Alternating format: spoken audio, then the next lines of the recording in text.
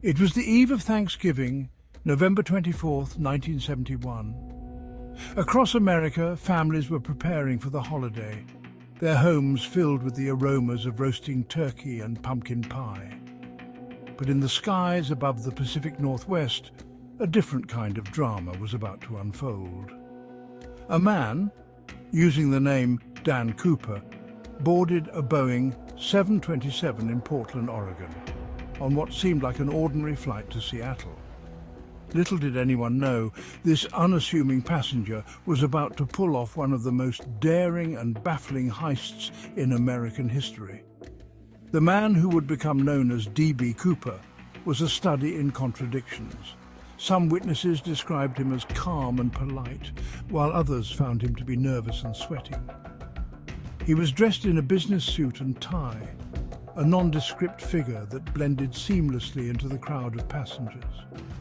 Yet, beneath this veneer of normalcy, lurked a criminal mastermind with a plan as audacious as it was meticulously planned. Cooper's target was not a bank vault or a jewelry store, but the plane itself. Armed with what appeared to be a bomb, he hijacked the aircraft and demanded a ransom of $200,000 and 4 parachutes. The FBI scrambled to meet his demands, the nation watched in disbelief, and Flight 305 became a high-flying stage for a real-life thriller. As the sun began to set, casting long shadows across the landscape below, Cooper directed the pilots to fly towards Mexico, but his ultimate destination remained a mystery. With the ransom money in hand and the parachute secured, Cooper instructed the crew to continue flying southeast into the dark and unforgiving night. The stage was set for a daring escape that would capture the imagination of the world and leave behind a trail of unanswered questions that linger to this day. Northwest Orient Airlines Flight 305, a routine hop from Portland to Seattle, became anything but ordinary shortly after takeoff. Passengers settled into their seats, anticipating a short flight. Among them was D.B. Cooper, a man who would soon turn their world upside down.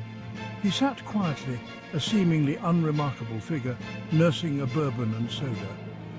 As the plane climbed to cruising altitude, Cooper made his move. He passed a note to a flight attendant, Florence Schaffner, informing her he had a bomb. The note, written in neat, all-capital letters, demanded $200,000 and 4 parachutes. Schaffner, initially skeptical, was convinced by a glimpse of wires and red sticks in a briefcase Cooper opened for her. Fear gripped the cabin as the gravity of the situation became clear. The pilots, William Scott and William Ratakzak, contacted air traffic control, who in turn alerted the FBI. Flight 305 became a pawn in a high-stakes game of cat and mouse, the authorities desperate to resolve the situation peacefully while Cooper remained in control, his motives as unclear as his true identity. The hijacking sent shockwaves across the nation. News of the unfolding drama spread like wildfire, captivating the attention of millions. D.B. Cooper, whoever he was, had instantly become a household name, a symbol of audacious criminality and a chilling reminder of the vulnerability of even the most ordinary aspects of life. The nation held its breath, waiting to see how the standoff would end. With the eyes of the nation upon them, the FBI worked feverishly to meet Cooper's demands. They assembled the ransom money, $200,000 in unmarked $20 bills, along with the 4 parachutes Cooper had requested. Time was of the essence, each passing minute ratcheting up the tension aboard the hijacked plane. After a tense standoff and negotiations with authorities, Cooper's demands were met. The plane landed at Seattle-Tacoma International Airport, where the ransom and parachutes were delivered. Passengers and some crew members were released, their ordeal finally over. The Boeing 727, now a gilded cage, sat on the tarmac, its silhouette stark against the twilight sky. With the ransom secured and the remaining crew held hostage, Cooper dictated his next move.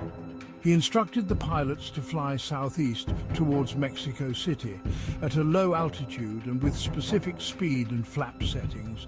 The plane lifted off once more, this time carrying only Cooper, the pilots, and flight attendant Tina Mucklow. The flight path took them over the rugged wilderness of the Pacific Northwest, a vast and unforgiving landscape shrouded in darkness. The authorities, tracking the plane from the ground, could only speculate about Cooper's intentions. The stage was set for a daring escape, a leap into the unknown that would solidify D.B. Cooper's place in criminal legend. As Flight 305 droned through the night sky, D.B. Cooper made his preparations. He instructed the crew to remain in the cockpit, their movements restricted. The tension inside the plane was palpable, the silence broken only by the hum of the engines and the occasional crackle of the radio. Somewhere over the dense forests of southwest Washington state, Cooper made his move. He lowered the rear stairs of the Boeing 727, a maneuver that required knowledge of the aircraft's systems. With the ransom money strapped to his person and 2 parachutes in tow, Cooper stepped into the night. The jump was as daring as it was improbable. It was a moonless night, the air frigid and turbulent. The terrain below was a treacherous mix of dense forests, rugged mountains and icy rivers. The odds of surviving such a jump were slim, even for an experienced skydiver. Cooper's disappearance marked the beginning of one of the most enduring mysteries in modern history. Did he survive the jump and melt away into the night with his ill-gotten gains? Or did the unforgiving wilderness claim him, his body lost forever in the vast expanse below? The answers, elusive and tantalizing, lay hidden somewhere in the darkness, waiting to be found.